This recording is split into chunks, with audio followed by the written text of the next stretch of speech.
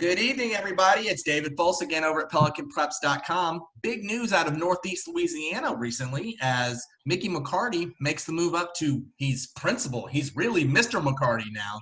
And replacing him as the head football coach is Jeff Tannehill, who joins us now. Coach, good evening. How you doing?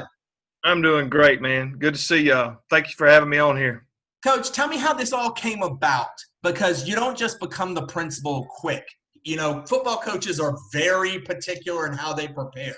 Did Coach McCarty kind of reach out to you and say, hey, I'm going for this? Or did it really just come out of nowhere?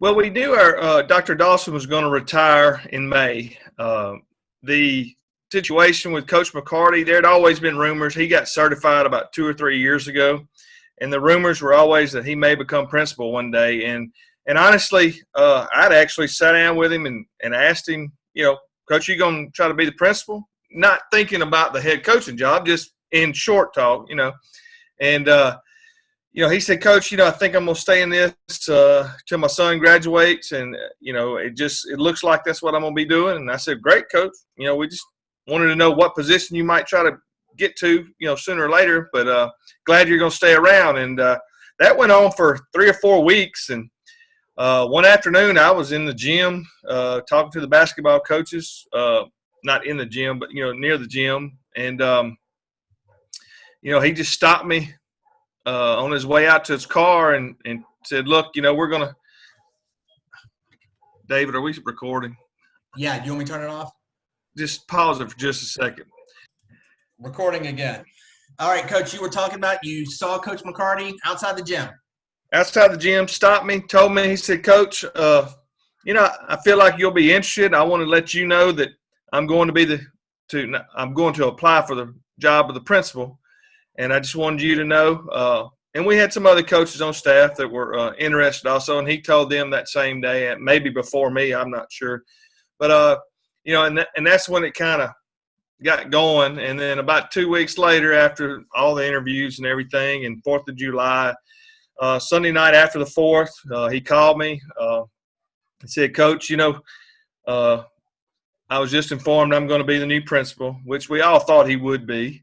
And he said, I want you to know that, I want you to be the man for the job. And so Monday morning we announced it, and, it was a big deal, and it still is a big deal right now. So, but that's kind of how it went down. And, I'm thankful to be in this position. Glad, I'm an alum from Neville, and it's just an honor to be in this position. And I want to thank Coach McCarty and Dr. Vadrine for letting that happen.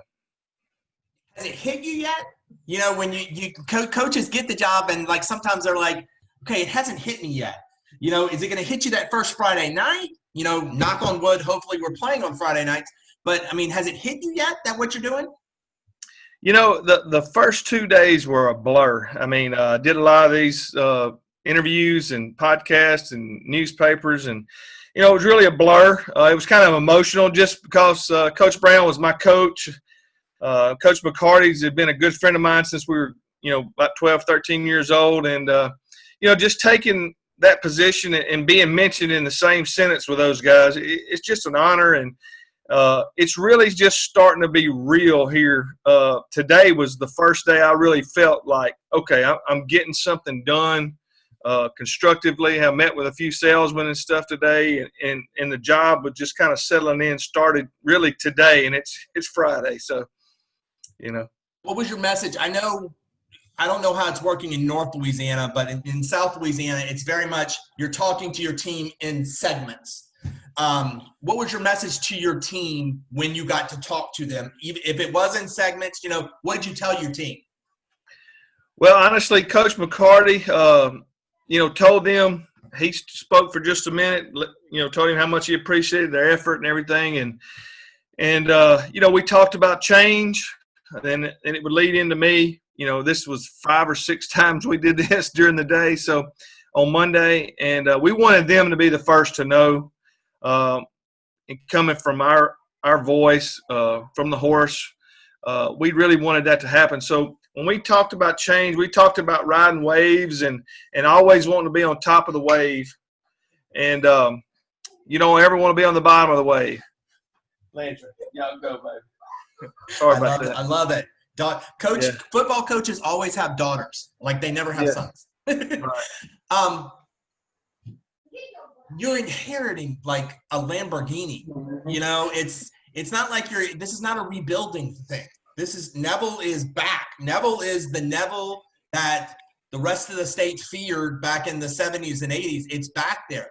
Just talk about the program you're inheriting, and do you embrace those expectations? I do. Being from here, I graduated in 1989. We got beat double overtime by Shaw in the semifinals, and it was probably the biggest disappointment I ever went through as an athlete, because we went 4 straight years without going to the Superdome, and we were that close. And so I understand the expectations, and a lot of places are satisfied with getting to the semifinals, and that's just not something that happens at Neville. We have always had high expectations, and always, getting to the state championship game, winning the state championship is the goal every year at Neville High School. And anything less than that, it's just, we'll have a pretty good year. But, it's just a goal. And I said it to 2 or 3 other guys, and I'll tell you this. Coach Rupel started this in the late 40s, early 50s. Coach Brown continued it through the 60s, 70s, and 80s. Coach continued it through the 90s. Coach McCarty took over in the early 2000s and continued it. And it's my job to continue to carry the torch and I can't even talk right now, but continue the legacy of great coaches, tradition, and the pride that we have in the football program at Neville High School. So, yes, I am looking forward to that. It's not like this is your first head coaching job. You took St. Frederick's to the Dome. I'm interested to know, with your 2 previous coaching spots, what positive experiences of, I want to take what I did here and bring it to Neville, like the good things you learned, and then what experiences of, okay, I did that wrong, so I'm going to do it this way at Neville from your 2 previous head coaching experiences. Well, as a young coach, I was a head coach at LaSalle, and when I tell you, and over those 4 years I was a head coach, I learned a ton about football, dealing with kids, dealing with booster clubs, and obviously I made some mistakes. I was a young coach, but I was energetic. Then I left LaSalle, went to Louisiana Tech as a softball coach, then came back to St. Fred's, and I came to Neville for 8 years. And when I was at Neville, the one thing that I really took from Coach McCarty was that, dealing with staff, dealing with kids, dealing with the administration, the booster clubs, how classy of a fella he is, how professional he always is. And those are the top things that I took from Coach McCarty. All that stuff that I did at LaSalle and then moving back to Neville was completely based on everything Charlie Brown did when I was in school, and Coach and Coach Smith that they taught me. I took that to LaSalle and did it as hard as I could do it. And, felt like that we did a lot of improving from 0-10 to 10-0. So it was a tremendous amount of work that we did there. And I had some great coaches, and we were all young coaches at the time. And then, leaving Neville was hard, really hard for me to do, but I felt like that was best for me and my family.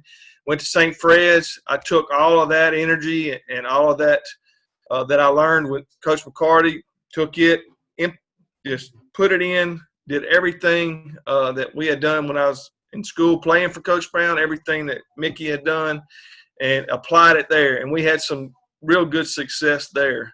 Obviously, I've made some mistakes at both stops, but, I'm trying to learn, do my very best. I'm not going to be perfect in this job either.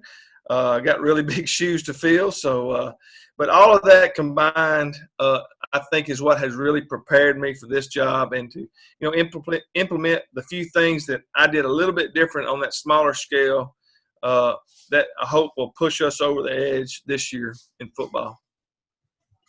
Every coach likes to put their own stamp on things. I'm not saying you're going to be better or just it's going to be different. How is a Jeff Tannehill Neville team going to be different than a Mickey McCarty Neville team? What's some of your personal stamps you're going to put on things? You're frozen there for a second. Are we Coach, back? you hear me? Yeah, did you hear me? I did. I lost you for just a second, but Oh, you asked me about my stamp. yeah. My How stamp. are you going to be different? I'm going to be a little more vocal, most likely. I'll be a little more involved because I've coached both sides of the football, offensively and defensively. Um, and I'll be a little more involved. I mean, just in every aspect of our daily. Coach McCarty really allowed us to have our free will. I'm a little ADHD on all this. I mean, I like to be involved. Coaching is a passion of mine. I love football practice. And those are just the small things that I'll be a little more involved in than probably he was. But now, we have a great staff. I'm not going to have to be over watching somebody. I mean, we've got a great staff and experienced staff. I mean, we've got a full staff that's been to the semis. Most of them's been to the Dome a time or two. So I'm not going to be over watching them. I just like to be involved. I mean, I really like Endo. I mean, those are the things that they'll see me be a lot more passionate about. Covering all the little things is the one thing that I enjoy about practice. All right, Coach, my last question. I've talked to the coaches and I've tried to get around the state as much as possible. I've done the Bayou, I've done the Acadiana area. I talked to the coaches in Central Louisiana, Homer, Haynesville. I want to know from a Northeast Louisiana coach, how are you handling this whole COVID-19 with the phase practices? You don't get to talk to your entire team all in one person. How are you handling it? Very delicately, to say the least. But we are all coaches. We have to change in what we're doing every year, no matter what. I heard the Humble coach talk the other day. He said, we're all on a calendar. It's an internal calendar. It's an on the paper calendar. We want to be at this point, this time of year. And I completely agree with what he said about that. I mean, he has a great point. We're all on calendars, and right now the only calendar that really matters right now is the governor's calendar on the 24th. That will set our calendars forward or backwards, depending on his decision. And I'm not putting pressure on him. He's going to try to do what's best for our state. But, that calendar is the toughest part to deal with. Now, as far as check-ins, our kids are pretty good about change. They get there 15 minutes early for workouts to get everybody's temperature checked and everybody going through a certain door and making sure that we're doing everything. And I have, in my opinion, the best strength coach in the state, Eric Herndon. He is adaptable to any situation. He's a former military guy that was taught all those things in officer school, and he's tremendous, and he has adapted our entire workouts outside with people, whatever, 12 feet apart, whatever we have to be in those small groups. So those are the changes that we made. And the great thing about it is I've got experienced coaches to help me with those changes. And that's what I'm really, looking forward to, is working with these guys.